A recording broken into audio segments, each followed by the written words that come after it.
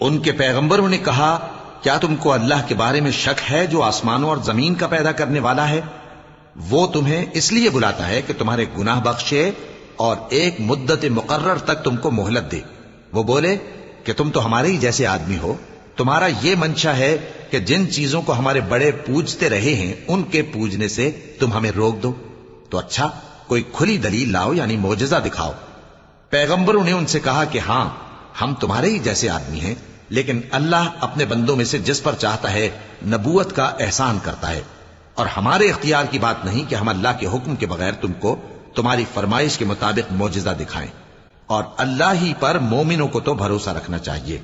اور ہم کیوں اللہ پر بھروسہ نہ رکھیں حالانکہ اس نے ہم کو ہمارے دین کے سیدھے رستے بتائے ہیں، اور جو تکلیفیں تم ہم کو دیتے ہو اس پر ہم صبر کریں گے، اور اہل توکل کو تو اللہ ہی پر بھروسہ رکھنا چاہیے۔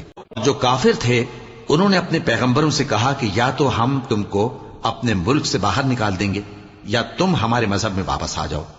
بس ان کے پروردگار نے ان کی طرف وحی بھیجی کہ ہم ظالموں کو ہلاک کر دیں گے اور ان کے بعد تم کو اس زمین میں آباد کر دیں گے۔ یہ اس شخص کے لیے ہے جو قیامت کے روز میرے سامنے کھڑے ہونے سے ڈرے اور میرے عذاب سے خوف کرے۔ اور پیغمبروں نے اللہ سے فتح چاہی اور ہر سرکش ضدی نامراد رہ گیا۔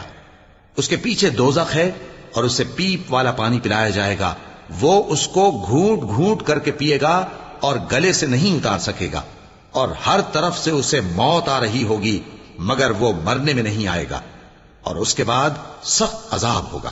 جن لوگوں نے اپنے پروردگار سے کفر کیا ان کے اعمال کی مثال راکھ کی سی ہے کہ آندھی کے دن اس پر زور کی ہوا چلے جو اسے اڑا لے جائے۔